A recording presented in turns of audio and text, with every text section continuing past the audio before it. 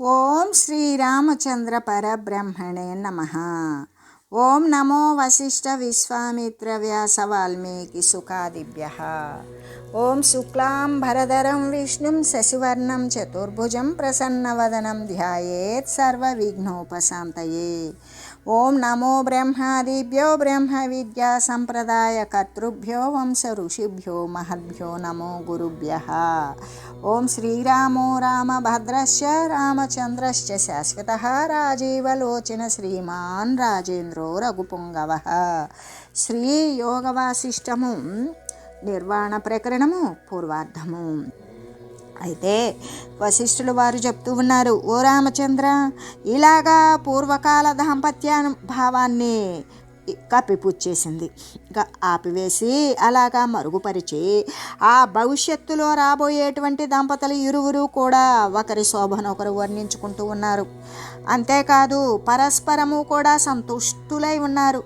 ఆ తర్వాత మహారాణి యగు మదనికను ఆ మహారాజుకు శిఖిధ్వజుడు సువర్ణ పీఠముపై కూర్చుండబెట్టి స్వయంగా అలంకరించాడు.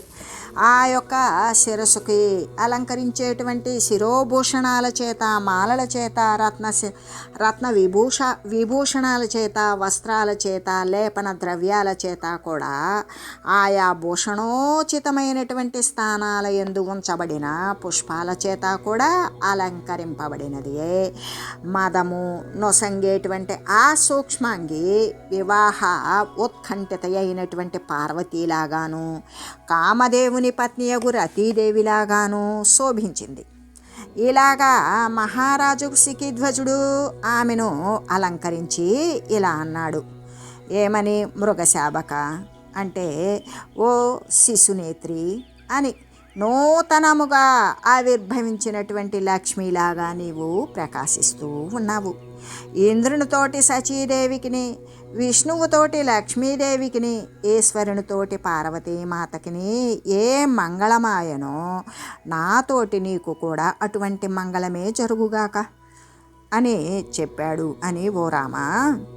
ఆ తర్వాత పద్మకోశం యొక్క అంకురముల వంటి ఆమె ఆ స్థనముల వక్షస్థలమును ధరించి చెంచల నీల కమలముల వంటి నేత్రాలను కలిగి సుగంధము చేత ఉత్తమమైనదియు, తుమ్మెదల ఝుంకార శబ్దము చేత స్వస్థముగా ఉన్నదియు అయిన పద్మిని వలె ఆమె శోభిస్తూ ఉన్నది. అప్పుడు శిఖిధ్వజుడు మరలా ఇలా అన్నాడు.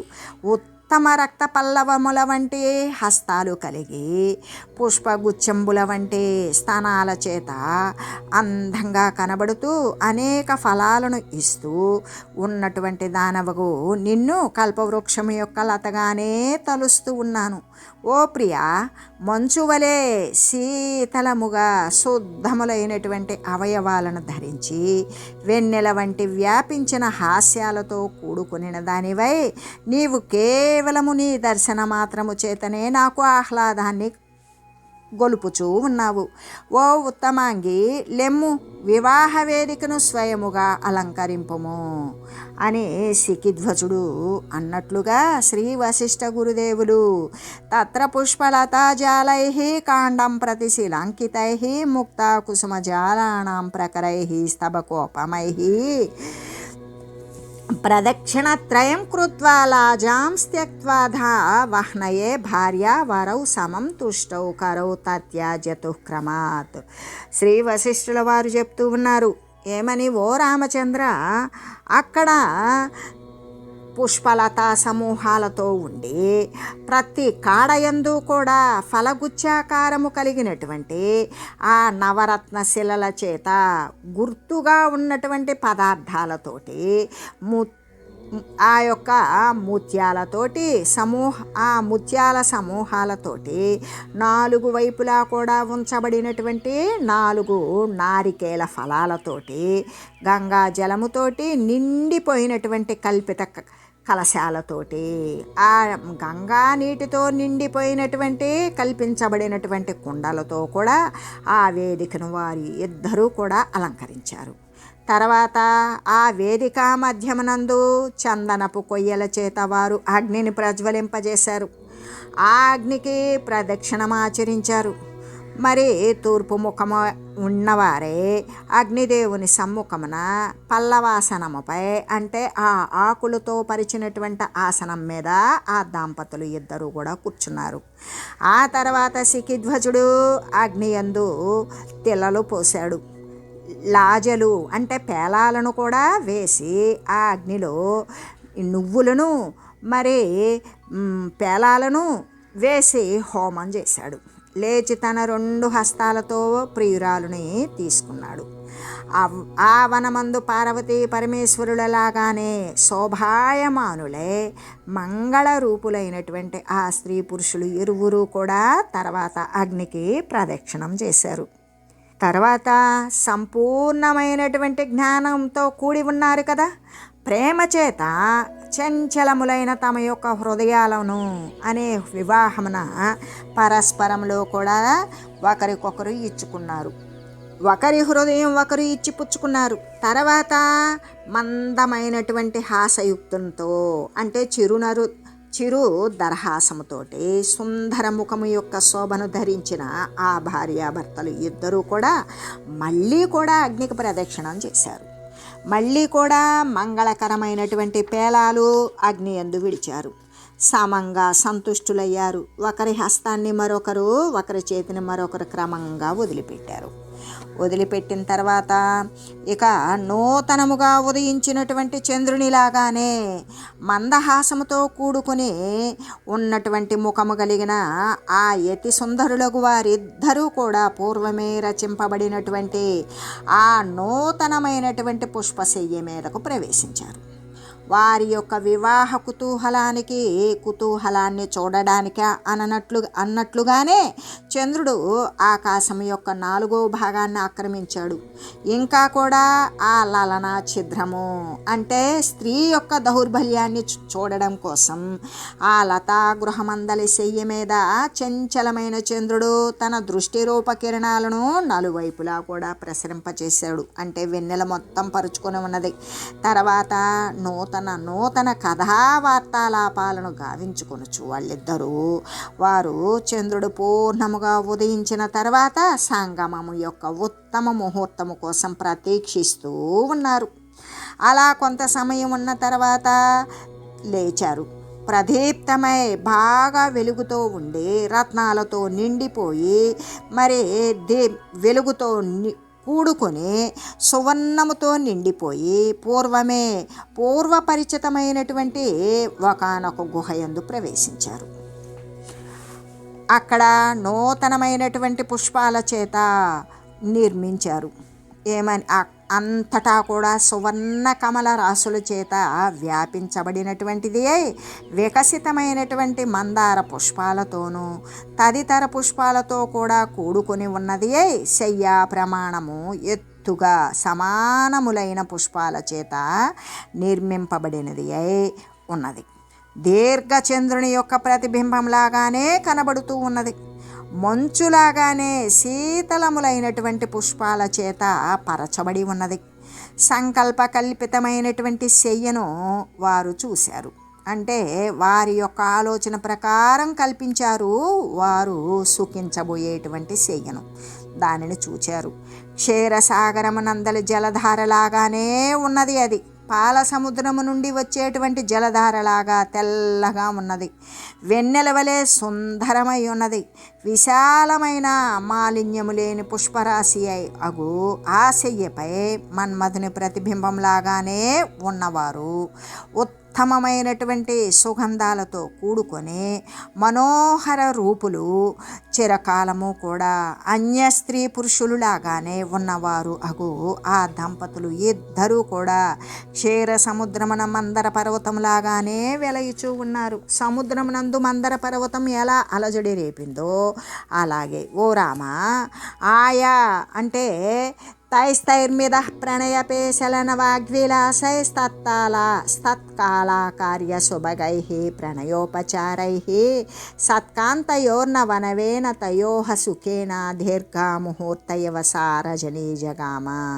ఓ రామచంద్ర, ఆయా ఉత్తమమైన కోమలమైన ప్రేమతో ప్రణయ వాగ్విలాసాల చేత ప్రేమకరమైనటువంటి మాటలతో కూడా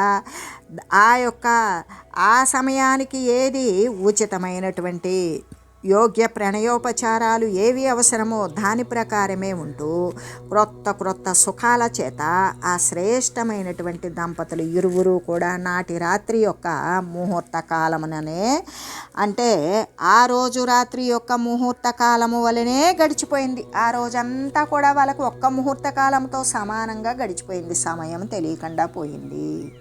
వర్ణ్యతేత్ర మహేంద్రాద్రౌ వివాహోగ్ని పురస్కృతః తయోర్గుహాయాం సౌవర్ణ్యం పుష్పతల్పేన సంగమః.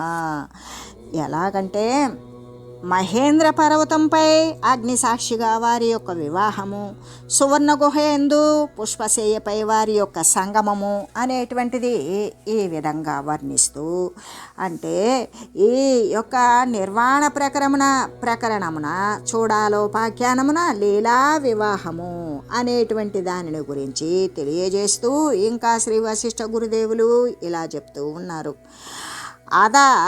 అధసూర్యాఖ్యరంగేణ రంగితే భువనోధరే సికిధ్వజాంఘనా ప్రాతర్మదనీ కుంభతాం యయౌ ఏవం మహేంద్రధర్యం తావుభౌ కుంభసికిధ్వజౌ స్వయం వివాహితావిష్టౌ సంపన్నౌ దేవదంపతి. కాబట్టి ఓ రామచంద్ర, ఆ రాత్రి అలా గడిచిపోయింది. ఎంత సమయమైనది కూడా చటుక్కున గడిచినట్లుగానే గడిచిపోయింది. ఆ తర్వాత ప్రాతకాలమును సూర్యుడు ఎప్పుడైతే బ్రహ్మాండోదరము ప్రకాశింపజేశాడో, సూర్యుడు ఎప్పుడు ఉదయమైందో అప్పుడు సికిధ్వజుని భార్య యొక్క మదనిక కుంభరూపాన్ని పొందింది. ఇలాగా మహేంద్ర పర్వత గుహయందు స్వయముగా వివాహితులై ఉన్నారు కదా. అతి ప్రేమతో కూడుకొని ఉన్న ఆ సికిధ్వజ కుంభులు ఇరువురు కూడా దేవ సమానమైనటువంటి సుఖాలను భోగాలను అనుభవించడం చేత వారు కూడా దేవదంపతులే అయ్యున్నారు అని చెబుతూ, పరిపక్వ ఫలముల చేత పూర్ణమై పుష్పాలు పల్లవాదుల చేత శోభితమై ఉన్నటువంటి విచిత్రవన ప్రదేశాల యందు వారు ప్రతిదినము కూడా విహరిస్తూ ఉన్నారు. వారిద్దరూ పగటి యందు ప్రియమైన మిత్రుల్లా ఉన్నారు, రాత్రి యందు ప్రియమైన దంపతులై ఉంటూ ఉన్నారు. ఇంకా కూడా దీప ప్రకాశాలలాగానే, దీపం ఒకరైతే ప్రకాశం ఒకటిలాగా, దీపానికి ప్రకాశానికి తేడా లేనట్లుగానే ఎల్లవేళలా కూడియే ఉంటున్నారు. కానీ వియోగము అనేటువంటిది, ఎడబాటు అనేది ఎప్పటికీ కలగలేదు.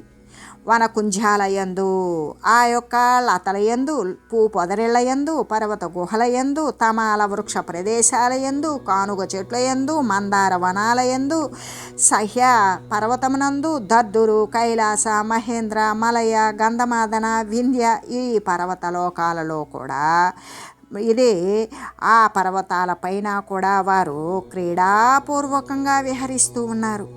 ప్రియుడు నిద్రించిన తర్వాత మూడు దినాలకు ఒకసారి, అంటే తన భర్త నిద్రించిన తర్వాత 3 రోజులకు ఒకసారి చూడాలా తన నగరానికి పోతోంది. రాజ్యకార్యాలను నిర్వహిస్తోంది. మరలా తన పతి చెంతకి వస్తూ ఉన్నది. మిక్కిలి ప్రియమిత్రులైనటువంటి ఆ కుంభుడు సికిధ్వజులు ఇరువురు కూడా పగటి యందు వివిధ పుష్పాల చేత అలంకృతులై అతి ప్రసన్న చిత్తులై ఉంటూ ఉన్నారు. అంటే సరళమైనటువంటి వృక్షాల చేత వ్యాపించబడి రాళ్లతో నిండిపోయినటువంటి గోడలతో కూడుకొనిన ఈ గుహారూప గృహాదుల చేత పూర్ణమై ఉండి మిగులా రమణీయమైనటువంటి మహేంద్ర పర్వతంపై వారొక మాసం రోజులు వరకు ఉన్నారు. చేతులు కందునట్టి అమోఘములైనటువంటి ఫలపుష్పాలను కలిగినటువంటి మందార వనాలు కూడా అక్కడ ఉన్నవి. కల్పవృక్షాల చేత నిండిపోయి ఉన్నది ఆ ప్రదేశం. లతాగృహాల చేత శోభితంగా సుక్తిమాన్ పర్వతంపై అయితే వారొక 15 రోజులు వరకు ఉన్నారు. ఆ పారిజాత వనాల చేత వ్యాప్తమై దేవతలు అనుభవించటానికి యోగ్యమైన ఆ పుష్ప మండలాలతో కూడుకొని ఉన్నట్టు ఆ మైనాక పర్వతం యొక్క దక్షిణ తటమున వారు ఇరువురు కూడా 2 మాసముల కాలం వరకు అక్కడ ఉన్నారు. మేరు పర్వతం యొక్క దక్షిణ భాగమున, జంబూ వృక్షము అంటే నేరేడు చెట్ల వనాలలో, సువర్ణమయమైనటువంటి జంబూ నది తటమున మరి ఆ జంబూ ఫలరసము అనేటువంటి మదిరను కూడా, ఆ నేరేడు రసాన్ని కూడా పానం చేస్తూ తాగుతూ 1 మాసం వరకు వారు అక్కడే ఉన్నారు. అలాగే ఇక ఉత్తర కురుదేశమున 10 దినాలు, ఉత్తర కోసల దేశమున 27 దినాలు వారు వసించారు. ఇంకా కూడా అనేక రాజుల యొక్క చిత్ర దేశాల యందు కూడా వారు పగటి యందు మిత్రుల్లాగానే, రాత్రి యందు దంపతుల్లాగానే నివాసం చేస్తూ ఉన్నారు. ఆ తర్వాత కొన్ని మాసాలు గడిచినవి. తర్వాత దేవపుత్ర రూపధారిణి యగు ఆ చూడాల ఇలా ఆలోచన చేసింది. ఈతని చిత్తము భోగాల యందు ఎప్పుడైనా ఆసక్తిని పొందకుండా ఉండడం కోసం నేను ఈతనిని అనేక భోగజాలముల చేత పరీక్షిస్తాను. ఇలా విచారించి చూడాల ఆ వనమందు తన మాయ చేత దేవత అప్సర గణాలతో కూడి తెంచినటువంటి ఇంద్రుని దర్శనము అతనికి కలిగించింది. అలాగా ఇక పరివార సహితంగా వచ్చినటువంటి ఇంద్రుని చూసి వనమందు ఉన్నటువంటి ఆ శిఖిధ్వజుడు విధిపూర్వకంగా అతన్ని పూజించి ఇట్లా అన్నాడు. ఇదంతా కూడా చూడాల యొక్క కల్పితమే. అయితే దేవరాజేంద్ర, తాము స్వయంగా ఇంత దూరము తెంచినటువంటి పరిశ్రమ ఎందుకు చేశారు? తమ యొక్క రాకకు కారణం ఏమిటో దయచేసి నాకు తెలియజేయండి అని ఇంద్రునితో అన్నాడు శిఖిధ్వజుడు. ఇంద్రుడు అంటున్నాడు, ఇమే వయా మిహాయాతస్త్వగుణాతి శయేనఖ హృది లగ్నేన సూత్రేణ ఖగావనగత ఇవ అవిఘ్నమాగతేనాద్య సుఖం విహరత త్వయా స్వర్గ పవిత్రతాం యాతు హరిణేవ జగత్రయం. ఇంద్రుడు అంటున్నాడు, ఓ రాజా, హృదయమునందు తగులుకొనిన దారము చేత వనమనందలి అంటే వనమందలి పక్షులు ఏడవబడినట్లుగానే, ఎలాగంటే మరి ఎవరికైతే హృదయమందు దారం చేత కట్టివేయబడి ఉంటారో ఆ వారు ఇక ఆ వనాలలో పక్షులు లాగా పడి ఉండినట్లుగానే మీ యొక్క గుణాధిక్యము చేత మేమందరం కూడా స్వర్గం నుండి ఇక్కడికి రప్పించబడ్డాం. సరే లెండు, స్వర్గానికి పోదాము. అచ్చట అందరూ కూడా మీకోసం ఉత్కంఠితులై ఉన్నారు. ఇంకా మీ యొక్క గుణాల యొక్క అతిశయాన్ని విని ఆశ్చర్యయుతులైనటువంటి దేవతలు, దేవతా స్త్రీలు కూడా మీ రాక కోసం ఎదురు చూస్తూ ఉన్నారు. సిద్ధుపాదుక, గుటిక, ఖడ్గరసాదులను గ్రహించి సిద్ధ మార్గమున స్వర్గమండలానికి మనం వెళ్ళడానికి మీరు అంగీకరించండి. అచ్చటికి వెళ్ళి దేవతల నివాసమునందు అనేక దివ్యమైనటువంటి సుఖాలను, భోగాలను జీవన్ముక్త రూపమున మీరు అనుభవించండి. అందుకోసమే మిమ్మలను ఆహ్వానించడం కోసమే నేను ఇక్కడికి వచ్చాను. మీ వంటి సాధువులకు మహాత్ములు స్వయంగా సంప్రాప్తించినటువంటి ఐశ్వర్యాన్ని తిరస్కరించడం ద్వారా నిరాధరణ అనేటువంటిది గావింపరు కదా. ఇంకా ప్రాప్తించినటువంటి ఐశ్వర్యాన్ని కూడా కోరరు. కాబట్టి విష్ణువు చేత ముల్లోకములను కూడా పవిత్రమైనట్లుగానే నిర్విఘ్నంగా నేడు ఇక్కడి నుండి వచ్చి సుఖపూర్వకంగా అక్కడ విహరించడం చేత స్వర్గము అనేటువంటిది పవిత్రమవుతుంది అని ఇంద్రుడు అన్నాడు. అప్పుడు శిఖిధ్వజుడు ఇలా అంటూ ఉన్నాడు, సర్వం స్వర్గ సమాచారం వేద్మి దేవాధినాయక, కింటు సర్వత్ర మే స్వర్గే నియతో నతు కుత్రచిత్ నియతం కించిదేకత్ర స్థితం స్వర్గకమీదృశం శక్రగంతుం న జానామే త్వదాజ్ఞాం న కరోమ్యహం. శిఖిధ్వజుడు అంటున్నాడు, ఓ దేవేంద్ర, నేను అన్ని స్థానాలను స్వర్గాన్ని సమంగానే ఎరుగుచూ ఉన్నాను. ఇంకా మా స్వర్గము అంటే చిదాత్మ అంతటా కూడా ఉండి ఉన్నదే కదా. కాబట్టి ఇక పరిచ్ఛిన్నము అంటే నేను ఎప్పుడూ కూడా ఏకదేశస్థుడును. పరిచ్ఛిన్న వస్తువును నేను కాదలుచుకోలేదు. ఎందుకంటే నాకు అన్ని స్థానాలు కూడా స్వర్గంతో సమంగానే నాకు తెలుస్తుంది. కాబట్టి ఓ ప్రభు, నేను ఎల్లెడలా కూడా ఎక్కడ చూసినా నేను సంతుష్టుడనయ్యే ఉన్నాను. సర్వత్రా కూడా నేను క్రీడిస్తూనే ఉన్నాను. ఇంకా కూడా నా మనసు ఎటువంటి కోరికలు లేనిది అయి ఉండడము చేత సర్వత్రా ఏ ప్రదేశమునందు ఏ కాలమునందైనా నేను ఆనందవంతుడనే అయ్యున్నాను. అంటే నియతమై ఏకదేశస్థమై తుచ్చమైనటువంటి అల్పమైన స్వర్గానికి నేను పోదలచలేదు. కాబట్టి తమ ఆజ్ఞను నేను నెరవేర్చజాలను అన్నాడు. అప్పుడు శక్రుడు అంటే ఇంద్రుడు ఇలా అంటూ ఉన్నాడు, సాధో విదిత వేద్యానం పరిపూర్ణ ధియం సమం సజ్జనాచరితం యుక్తం మన్యే భోగోపసేవనం. శక్రుడు అంటే ఇంద్రుడు ఇలా అంటూ ఉన్నాడు, సాధు మీ వంటి విదిత వేద్యులు అంటే ఏది తెలియాలో అది తెలిసినటువంటి వారు, పూర్ణ బుద్ధితో కూడినటువంటి వారు ఒక మహాత్ములకు భోగాలను సేవించడం కానీ సేవించకపోవడం కానీ రెండు సమానమే అయినప్పటికీ సజ్జనులకు ప్రారబ్ధ కర్మక్షయం కోసం, ప్రారబ్ధం నశించడం కోసం భోగాల యొక్క సేవనమే యోగ్యమైనది అని నేను నమ్ముచూ ఉన్నాను అని చెబుతూ అని దేవేంద్రుడు పలికాడు. అలా దేవేంద్రుడు పలికిన తర్వాత రాజు మౌనాన్ని వహించాడు. మళ్ళీ కూడా అతడు స్వర్గము ఎడల మీరు నిరపేక్షులవుతారేమో, ఇంకా నేను ఇక్కడ నుండి వేడలటమే యుక్తము అని చెప్పగా ఇక అప్పుడు శిఖిధ్వజుడు ఇప్పుడు కాదు నేను మరలా ఈసారి వస్తాను అని చెబుతూ ఉండగానే ఇంతలో కుంభుడా తమకు మంగళమగుగాక అని పలుకుచూ ఇంద్రుడు అంతర్ధానమయ్యాడు. తద్ధేవ వృందమఖిలం త్రిదశేష యుక్తం తత్ర క్షణాదలమదృశ్యమభూద్వితీయం కల్లోల రాశిరివ వారినిదౌ ప్రశాంతే వాతే స్ఫురన్మఖర ఫేణ ఫణీంద్ర వృందం. వాయువు శమించగానే సముద్రమున చంచలమైనటువంటి మకర ఫేణ సర్ప సహితమైనటువంటి అంటే అక్కడ సముద్రంలో ఏమేమి ఉంటాయి ఎల్లప్పుడూ తిరుగుతూ అంటే మొసళ్ళు మరి నొరగలు దానిలో సర్పాలు మొదలైన దానితో కూడి తరంగ రాశి అంతా కూడా వాయువు లేకపోతే శమించిపోతుంది కదా, అలాగనే ఇంద్రుడు కూడా అంతర్ధానమైపోయాడు. అలా ఇంద్రుడు ఎప్పుడైతే అదృశ్యుడయ్యాడో తక్కిన దేవతా సమూహం అంతా కూడా వెళ్ళిపోయింది. వెళ్ళిపోతే నానాగిరి విహారాది తదా మాయేంద్ర దర్శనం అసంశక్తి పరీక్షార్థం స్వర్గాహ్వానాది వన్యతే.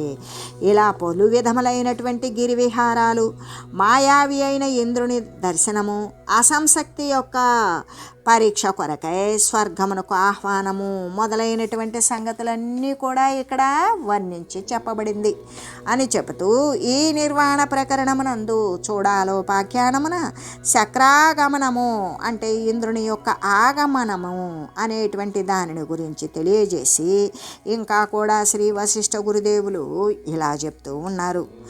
ఏమని అంటే తాం మాయాం శమమానీయ చూడాలా, తాం మాయాం శమమానీయ చూడాలా సమచింతయత్ దిష్ట్యా భోగేచ్ఛయా వా నాయం హ్రియతే వసుధాధిపః భూయ ఏవ ప్రపంచేన విమృశామ్యేన సామ్యేవ సాధరం రాగద్వేష ప్రధానేన కేనచిత్ బుద్ధిహారిణ. ఓ రామచంద్ర, చూడాలా ఆ ఇంద్రుని యొక్క మాయను ఉపసంహరించి ఇంకా ఇలా ఆలోచన చేసింది. రాజు యొక్క మనసు భోగాల పట్ల సుఖాల పట్ల ఇచ్చ చేత వశీభూతము కాలేదు. అది ఇంకెప్పటికీ కాదు. ఇది సౌభాగ్యకరమైనటువంటి శుభకర విషయం. ఇంద్రుని యొక్క రాకతోటి అతడు ఆకాశములాగానే ప్రశాంతుడై ఉన్నాడు. ఇంకా కూడా ఎటువంటి తొందరపాటు తొట్టుపాటు బాధ పొందనటువంటి వాడే శిష్యుల వలెనే ఇంద్రుని పూజించాడు. మొదలైనటువంటి వ్యావహారికమైనటువంటి కర్మను కూడా చేశాడు. ఇంకా ఇప్పుడు రాగద్వేష ప్రధానమై అంటే ఇష్టము అయిష్టములకు మూలమైనటువంటి క్షోభకారకమైన బాధను కలిగించేటువంటి ఒకానొక తంత్రాన్ని మరలా కూడా నేను ఈ విషయాన్ని కల్పిస్తాను. అప్పుడు ఆధారపూర్వకంగా నేను ఇతనిని పరీక్షిస్తాను అనుకున్నది. అనుకొని ఇలాగ చింత చేసింది కదా.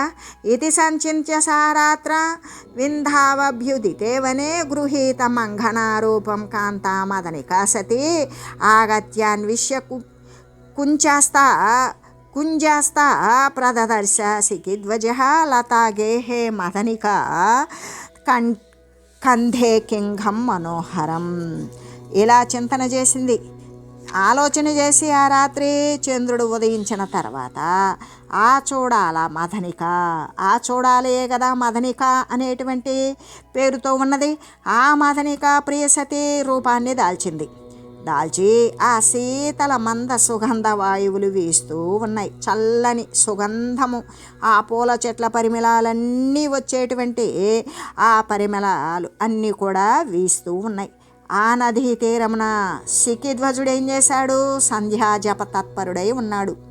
అప్పుడు తను పూల గుత్తులతోటి దట్టమై ఉన్నటువంటి కల్పవృక్ష లతారూపగృహ సంయుతమైనటువంటి, అంటే మొత్తం పూగుత్తులతోటి దట్టంగా కల్పవృక్షంలాగా ఒక రూపాన్ని, ఆ రూపంలో ఉన్నటువంటి ఒక గృహాన్ని కూడా కూడుకొని వనదేవతా స్త్రీల శుద్ధాంత పురమున, అంటే ఆ వనదేవతల యొక్క దేవతా స్త్రీల యొక్క శుద్ధమైన అంతఃపురమున మదన సహిత అయి ప్రవేశించింది. కోరికతో కూడుకొని మదవతి అయి ప్రవేశించి అక్కడ సంకల్పరచితమగు పుష్పశయ్య మీద, ఆమె ఏ గృహంలో ప్రవేశించిందో అక్కడ ఒక శయ్య ఉన్నది, పుష్పశయ్య. దాని మీద ఒక సంకల్పరచితుడైనటువంటి ఆమె ఇంకొక సంకల్పం చేసింది. వ్యభిచారి పురుషుణ్ణి మరి కంఠమును గ్రహించి పుష్పమాలల చేత పరివేష్టత అయి పొడుకుని ఉన్నది. ఒక పురుషుణ్ణి, వ్యభిచారి పురుషుణ్ణి ఒకడిని కల్పించుకున్నది. వాని యొక్క మెడను కౌగిలించుకొని పుష్పమాలల చేత నిండిపోయి అతనితో పరుండి ఉన్నట్లుగా పడుకున్నది. ఇంతలో సికిధ్వజుడు తన ప్రియను కుంజముల నుండి కూడా, అంటే అక్కడ నుండి ఆయన యొక్క సంధ్యా పూజ అయిపోయింది. ఆ విధంగా సంధ్యా జపము అనేటువంటిది అయిన తర్వాత తన భార్యను, తన ప్రియను ఆ కుంజముల నుండి కూడా, ఆ లతవనాల నుండి వెతుకుతూ వచ్చాడు. ఆ లతాగృహంలోకి వచ్చాడు. ఆ మదనికను, ఆమె కౌగిలించుకొని ఉన్నటువంటి సంలగ్నుడై ఉన్న ఒక వ్యభిచారి పురుషుణ్ణి కూడా చూసి కుంతలావలిత స్కందం సమాలబ్ధం చ చందనైః శయనావృతి నిక్షేపపర్యాకులిత శేఖరం అభ్యున్ముఖం సమానందముద్ధామ మదమందరం పరస్పర హతం పుష్పైర్వక్షోభ్యం పీడిత స్థనం. ఆ మదనిక యొక్కయు తన యొక్కయు కేశాల చేత పరివేష్టించబడినటువంటి స్కందము కలిగిన వాడు, చందనముల చేత లేపనము గావించబడినటువంటి దేహము కలిగి ఉన్నవాడు, శయ్యపై అటు ఇటు పొరలడం చేత చెదిరినటువంటి శిరోభూషణాలు కలిగినవాడు, బంగారములాగానే శోభాయమానమై ఉన్నటువంటి మదనిక యొక్క ద్విగుణాకారమగు బాహువు తలగడగా కలిగి ఉన్నవాడు, తన యొక్క శ్రవణ అంటే చెవి కపోల తలాల యందు ఆసక్తమై ఉన్న మదనిక కేశపాశము చేత అలంకరించబడిన అగు ఆ విట పురుషుని, ఆ వ్యభిచార పురుషుని సికిధ్వజుడు చూశాడు. ఇంకా కూడా పరస్పరము కూడా వారిద్దరూ కూడా నవ్వులతో కూడుకొని ముఖాలు కలిగి ఉన్నారు. ఒకరు మరి ఒకరి ముఖమున సంలగ్నులై ఉన్నవారు ఒకరినొకరు చూసుకోవడంలో ఇంకా ప్రక్క చూపు లేకుండా అలాగే లీనమై ఉన్నారు. ఆ కల్పలత యొక్క సూక్ష్మమైన వస్త్రాల చేత కప్పబడిన వారు ఆ పూల చేత ఉన్నారే కానీ ఇద్దరి శరీరాలపై కూడా వస్త్రాలు లేవు. చంచలమైన మలాయుక్తమగు శయ్యపై ఉన్నవారు, అంటే కదులుతూ ఉన్నటువంటి ఆ శయ్యపై మన్మధుని చేత వ్యాకులముగా వెంపబడిన వారు, అంటే వారు రతి సమయంలో క్రీడిస్తూ ఉన్నట్లుగా ఉన్నారు. ఆ ఉన్నటువంటి వారిని ఆయన సికిధ్వజుడు చూశాడు అని శ్రీ వశిష్ఠ గురుదేవులు రామచంద్రునికి తెలియజేస్తూ, ఓం మంగళం శ్రీ గురుదేవాయ మహనీయ గుణాత్మనే సర్వలోక శరణ్యాయ సాధురూపాయ మంగళం. ఓం మంగళం కోసలేంద్రాయ రామాయ రామభద్రాయ చక్రవర్తి తనూజాయ సార్వభౌమాయ జానకీ వల్లభాయ శ్రీరామచంద్రాయ మంగళం. ఓం తత్సత్.